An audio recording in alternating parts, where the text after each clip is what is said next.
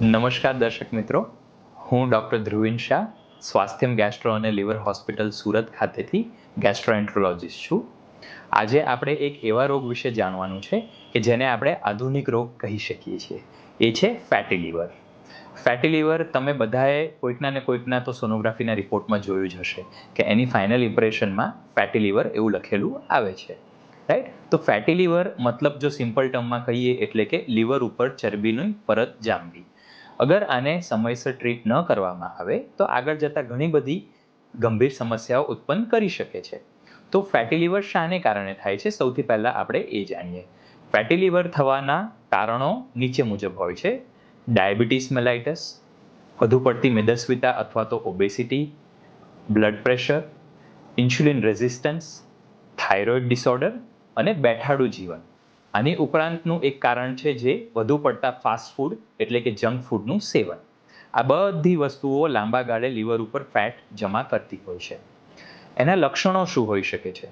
Fatty લીવરનું problem જ એ છે કે મોટાભાગના દર્દીઓમાં એ કોઈ જ લક્ષણ પેદા નથી કરતું. મતલબ કે સિમ્પલ દર્દીને પેટના ઉપરના ભાગમાં થોડો દુખાવો થવો, થોડુંક ડિસ્કમ્ફર્ટ લાગવી, જીવનચર્યા પોતાની રોજિંદી લાઈફસ્ટાઈલમાં થોડુંક એમને થાક અનુભવવો, આ એના સામાન્ય લક્ષણો હોય છે. અને જ્યારે ફેટી લીવર આગળ વધે અને લીવર સિરોસિસ કરે એટલે કે લીવર આખું ખરાબ થઈ જાય, ત્યારે દર્દીને પેટમાં પાણી ભરાવવું, આંખો પીળી થવી અથવા તો કમળો થવો, લોહીની ઉલટી થવી, કિડની ઉપર સોજો આવવો, આ બધા અનેક પ્રકારના લક્ષણો ફેટી લીવરની દેન હોઈ શકે છે. ફેટી લીવરની સારવાર એ બહુ જ ઇમ્પોર્ટન્ટ છે અને સારવાર શરૂ થાય છે લાઇફસ્ટાઇલ મોડિફિકેશનથી, એટલે કે તમારી જીવનશૈલીમાં બદલાવ. જીવનશૈલીમાં બદલાવના બે મહત્વના પાસાઓ છે, એ છે ડાયટ અને એક્સરસાઇઝ. તો ડાયટમાં દર્દીએ થોડુંક ખાવું, એકસાથે બહુ વધારે ખોરાકનું સેવન ન કરવું, વધારે પડતા જંક ફૂડ, ફાસ્ટ ફૂડ અને કોકોકોલા કે પેપ્સી કે એ બધાના સેવનથી બચવું, બેઠાડું જીવન ન જીવવું, વધારે પડતું શુગર એટલે કે સાકરવાળો ખોરાક જેમ કે કોલ્ડ ડ્રિંક્સ છે, આઈસ્ક્રીમ્સ છે, આ બધાને અવોઇડ કરવા, આ મહત્વના છે.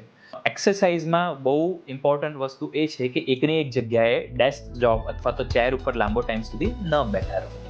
તમે એટલીસ્ટ દિવસમાં 1600થી 1800 સ્ટેપ્સ ચાલવાનું રાખો અને એટલીસ્ટ દિવસમાં અડધો કલાક એટલા ફાસ્ટ ચાલવું જોઈએ કે આપણને હૃદયના ધબકારા ખબર પડવા જોઈએ, પરસેવો થવો જોઈએ અને શ્વાસોશ્વાસ ફાસ્ટ થવો જોઈએ. જો આટલું તમે અડધો કલાક માટે અને અઠવાડિયામાં 5 દિવસ માટે ચાલી શકો તો પણ તમે તમારા ફેટી લીવરને કંટ્રોલમાં રાખી શકો છો. આ બધા વસ્તુઓ કરવાનું મેઇન એઇમ એ છે કે તમારું વજન જેટલું પણ હોય એમાંથી 5% એટલે કે 5% જેટલું વજન ઘટવું જોઈએ, તો તમારા લીવર ઉપરની ફેટ ઓટોમેટિકલી ઘટી જાય છે. અને આના વિશે વધુ માહિતી માટે તમારા ગેસ્ટ્રોએન્ટ્રોલોજિસ્ટનો ડેફિનેટલી સંપર્ક કરવો જોઈએ કે જેનાથી આપણે આ બીમારીને લીવર સિરોસિસ તરફ જતા અટકાવી શકીએ. Thank you so much.